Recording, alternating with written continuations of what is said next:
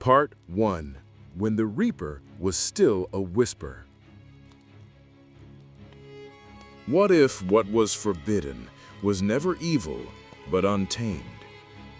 Beneath the broken archways of time, where stained glass no longer catches light and the wind hums through hollow cathedrals like forgotten prayers, there lives a question, soft as dust, sharp as ash.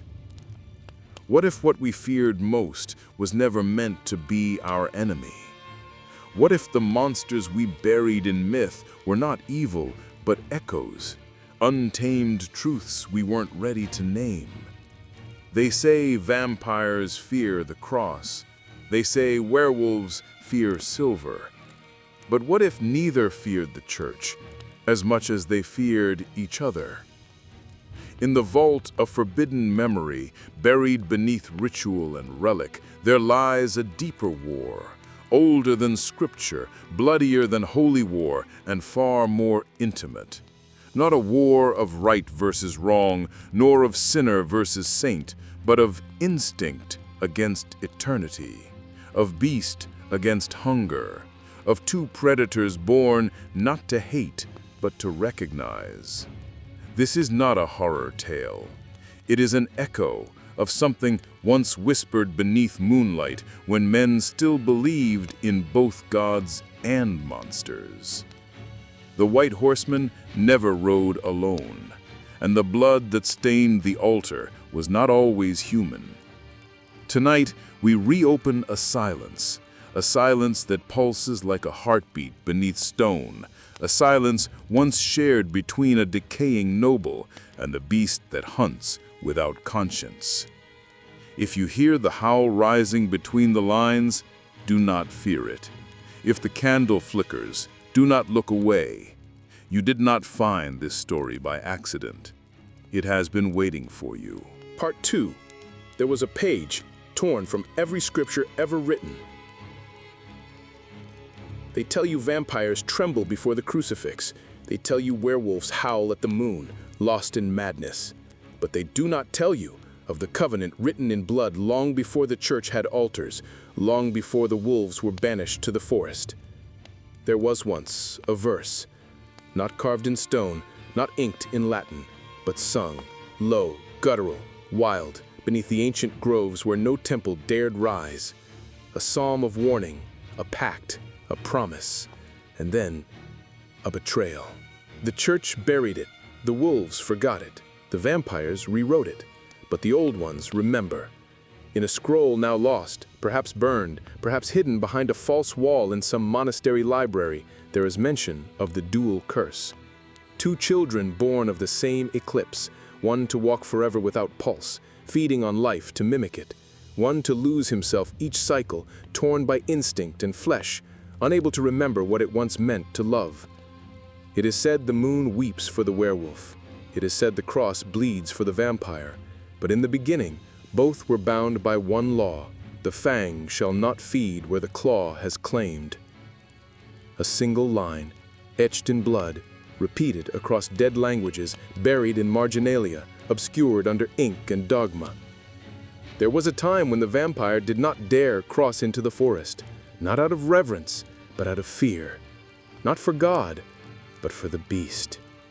In the Book of Shadows attributed to the heretic Marcion the Younger, a forbidden gospel lost to both Rome and Constantinople, he writes, "Beware the kin of howling breath, for though the vampire's mind endures, it cannot see through fur and fire." This passage, dismissed as heresy, was once whispered by monks who had seen more than scripture allowed. They spoke of villages torn not by famine nor plague, but by silent wars, where no crucifix helped and holy water turned to steam. They spoke of corpses drained, not of blood, but of soul, not the work of wolves, not the doing of the dead, but something in between, something that broke the pact. For the truest terror in every tale is not when the monster arrives, but when it forgets its place. The hidden verse speaks not only of what vampires fear, but of what they remember. A time when their kind was hunted, not by man nor by priest, but something older than guilt and less forgiving than grace. It was not the church that nearly extinguished the undead. It was the fury of the untamed, the sacred rage of creatures still bound to nature's law. And nature, unlike heaven, does not offer forgiveness. So the church made itself useful, a new enemy, a more visible one. And the old war was forgotten. Part 3. In one tradition, the serpent tempts. In another, it protects. Blood, moonlight, silver, salt, symbols. Not merely weapons, but whispers. They echo across religions, across continents, across centuries, different names, different faces, but always the same patterns, the same pulse beneath the myth. The vampire, pale and elegant, is said to fear the crucifix. But in Babylon, it was the star of Ishtar that repelled the night spirits. In India, the Trishula, Shiva's tripolded spear, was believed to strike down blood drinkers. In West Africa, it was the Adinkra symbol of Aban, a representation of sacred protection that guarded thresholds from those who walk without breath. The symbol changes. The fear remains. And the werewolf? It howls beneath the moon, a creature torn between man and beast. But long before silver bullets, there were iron circles in Slavic villages, salt lines in Norse rituals, the tumi blades of ancient Peru used to sever the cursed spirit from its mortal flesh. Each culture, unaware of the next, each repeating the same song, a song written in archetype, etched not on tablets but in our very dreams. What do these echoes mean? Perhaps it is this: we did not invent these monsters. We remembered them. The vampire, after all, is not just a creature of night. It is the fear of seduction without love, of beauty without warmth, of intellect divorced from soul. The werewolf? Not merely a beast, but rage without reason, desire without conscience, the part of ourselves that breaks chains not to be free, but to destroy. They are mirrors, one smooth, one cracked.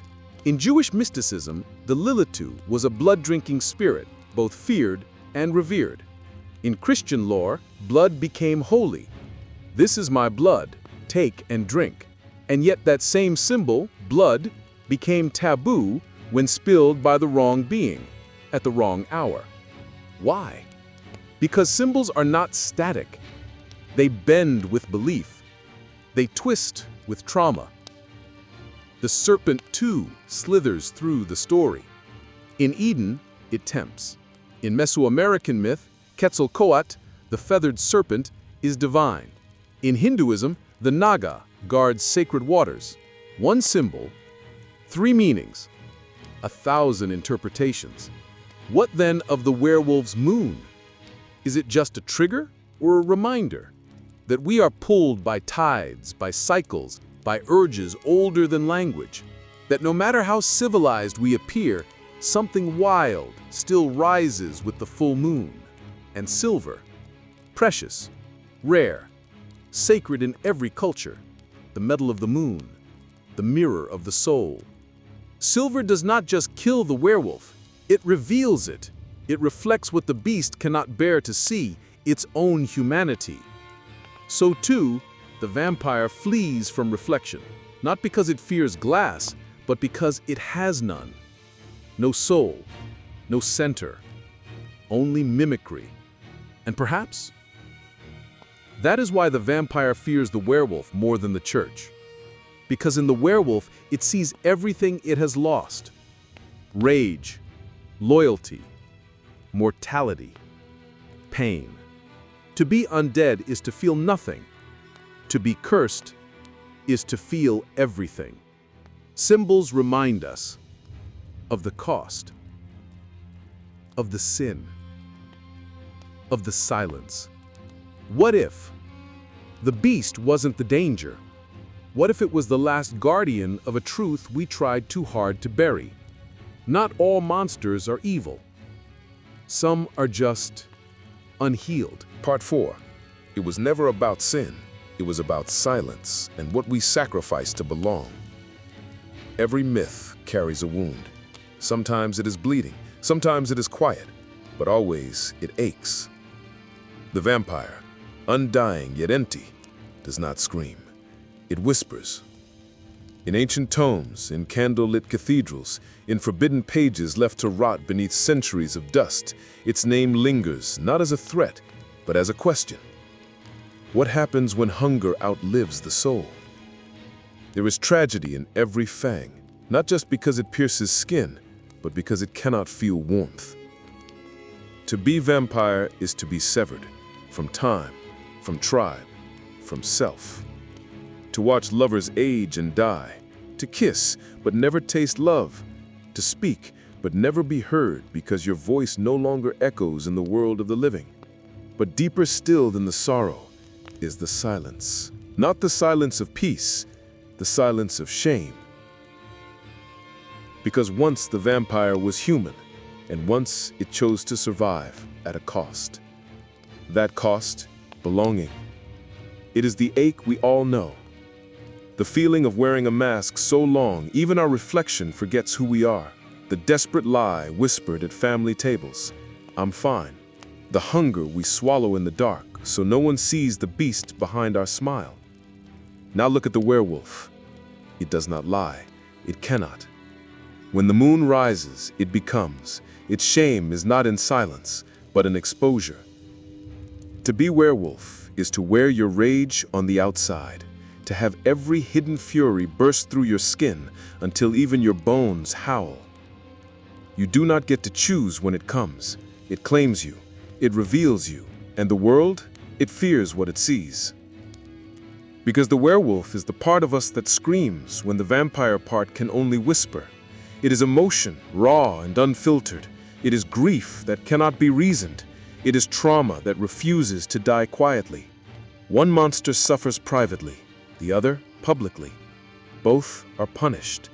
We shame the vampire for being cold. We fear the werewolf for burning too hot. But in truth, both are born of loneliness. Both carry the burden of being too much, too eternal, too angry, too hungry, too broken. And in every ancient legend, buried beneath claws and capes and crimson, is a single ache. Will anyone ever stay if they see who I really am? This is not about monsters. It never was. It's about every time you bit your tongue when your truth trembled behind it. Every time you smiled when your soul was breaking. Every time you buried the beast so deep it came out in your dreams. The church said the vampire was cursed. The villagers said the werewolf was dangerous. But maybe the real danger was a world that asked them to suffer in silence. And maybe the real curse was being told that your survival made you unholy. But what if? What if the vampire's hunger was never evil? What if the werewolf's rage was never wrong? What if these were just old names for wounds we still carry?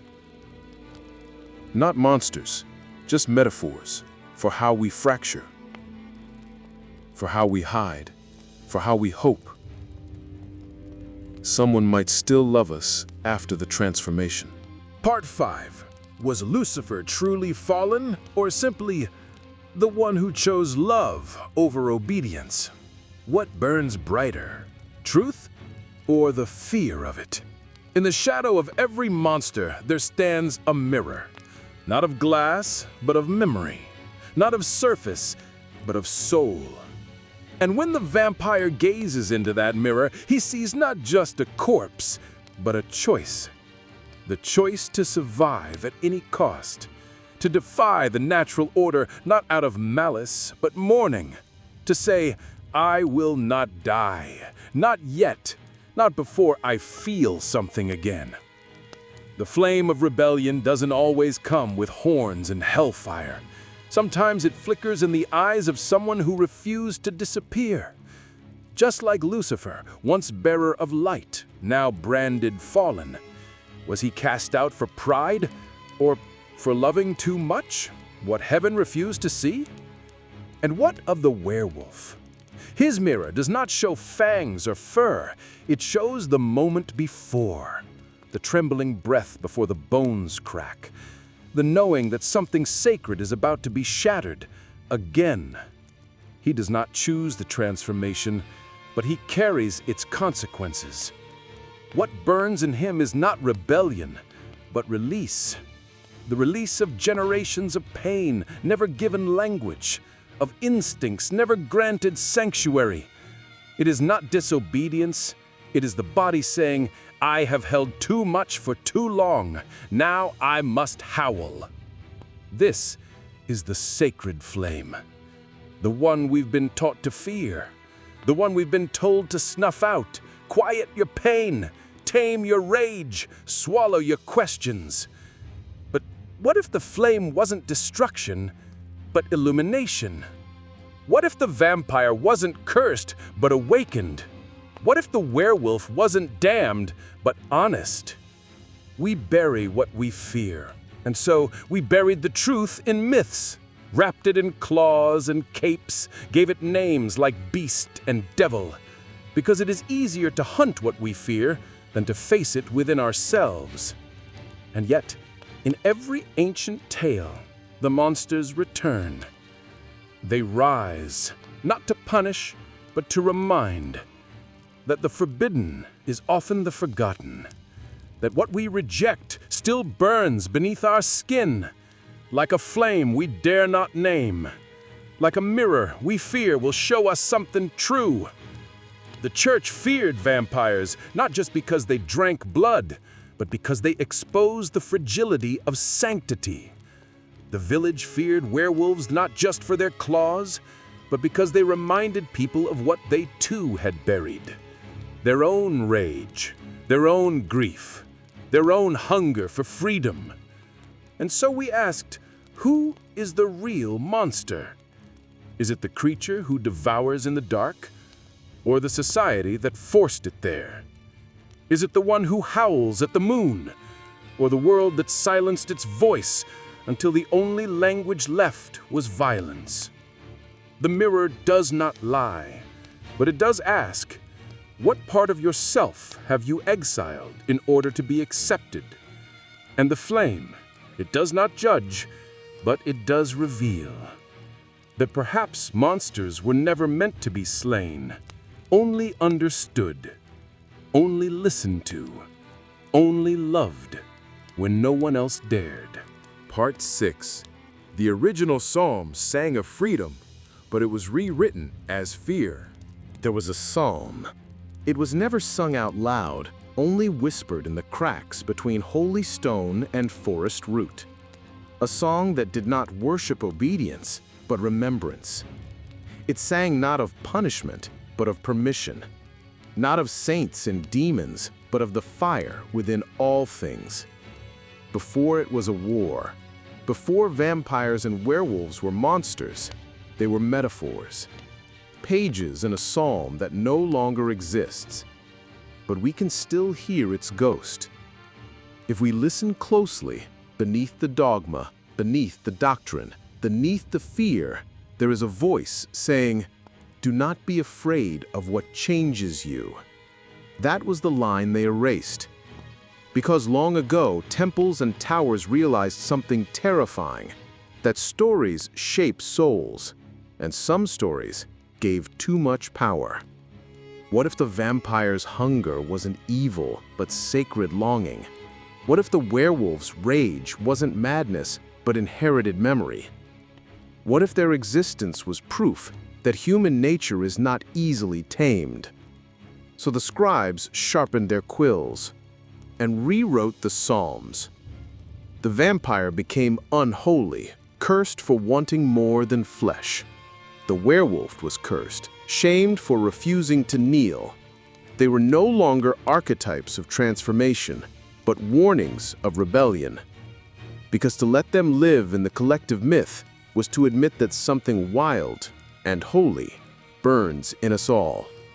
And so the pages turned, one gospel after another, each new scripture tighter than the last, each myth sanitized, made safe, made small. The church spoke of crucifixes and holy water, but it was never about symbols, it was about control. Vampires became vulnerable to sunlight not because of light itself, but because illumination is dangerous to control. Werewolves were bound to the moon night not because of lunar pull, but because cycles cannot be legislated. And so they edited the myth, trimmed its wings, cut its claws, wrapped it in fear, and named it heresy. But stories do not die quietly. They whisper in tombs, they curl beneath candle wax, they howl through broken stained glass. And sometimes they rise again, not with vengeance, but with a question. Why did you silence me? That is the forbidden psalm, the one not sung on holy days, the one carved into the bones of rebels and mystics and those who dared to say, I do not fear what makes me more alive. It was never about monsters. It was about memory, about the parts of us that churches, kings, and conquerors tried to erase. And even now, beneath centuries of doctrine and fear, that song remains. Not whole, but humming, like a breath in the dark, like blood that remembers a name, like moonlight that still knows how to call the beast home. Part 7. Perhaps you didn't find this story by accident. It always begins in silence, a flicker of unease when reading familiar scripture, a pause before lighting a candle, not knowing why the act feels sacred, a dream of teeth, of fur, of blood that was never just violence, but initiation. They call it superstition. You feel it as remembrance. For centuries, these stories of vampires, of werewolves, of beasts and blood and betrayal were locked away behind cathedral doors and skeptical minds. But they did not vanish. They waited. In poetry, in lullabies, in rituals performed without knowing their origin. Because myth is not meant to be understood, it is meant to be felt. And what we feel, we never truly forget. Perhaps that's why you're here now, not seeking horror, but truth, not monsters, but meaning. You see, the vampire who hides from the sun, that is the part of you afraid to be fully seen. The part that manipulates instead of speaks, that feeds in silence. And the werewolf who rips through its own skin, that is the rage you've buried so deeply, the emotion you were taught to tame. It is wild, terrifying, but it is also the part that never lied to you. In both, there is pain, but also memory. Not just personal memory, ancestral memory, of when we honored the beast, of when darkness was not sin, but ceremony, of when we gathered under moons not to fear the howl, but to become it. And so the stories rise again, not as entertainment, but as invitation. The forbidden does not knock loudly. It waits at the edge of your awareness, a shadow behind stained glass, a chill in a warm room, a name you almost remember. It doesn't seek belief, only attention. You were never meant to worship these creatures. You were meant to remember them, and in remembering, to reclaim the parts of you they reflect. The hunger, the loyalty, the exile, the strength. They are not villains, they are mirrors. And if you see yourself in them, do not turn away, because that is the moment when myth becomes medicine, and what was once unspoken returns not as terror, but as truth. Part 8. What if the only sin was forgetting? And so the tale returns to silence, but not the silence of absence. This is the silence after knowing, where the soul sits in stillness, not from fear, but from awakening. Perhaps you came here expecting monsters, to be entertained by myths of fangs and fur, blood and curses. But now, do you sense something else? Do you feel it? The tremble beneath the skin when truth brushes too close. The tightening in the chest when metaphor becomes memory. When the beasts no longer feel distant, but familiar, close, like an ache you forgot how to name. What if you've always known that the vampire was not merely a predator, but a reflection of the part of you that survives in shadows, the part that longs and never dies? What if the werewolf was not just rage, but the embodiment of a truth so wild, so unfiltered, that society buried it beneath silver chains? The war between them, perhaps it was never about good and evil. Perhaps it was about which truth we dare to live. The hidden, calculated longing for power, or the erupting, sacred fury of liberation. We are both, the thinker and the animal, the shadowed immortal and the howling survivor. And the greatest tragedy is not choosing sides, but pretending the other doesn't exist. Myth has always been a form of remembrance, a way for the soul to point at the unspeakable and say, "There, that is me."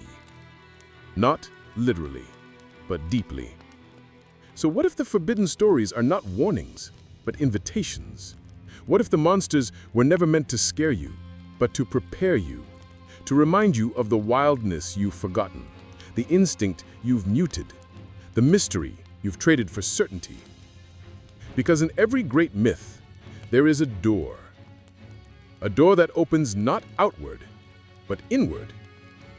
And only those who listen closely, not with ears, but with remembrance, can pass through it.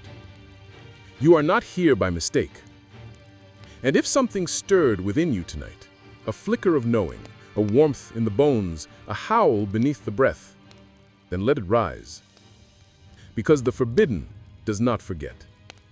It waits for listeners, for witnesses, for those brave enough to feel.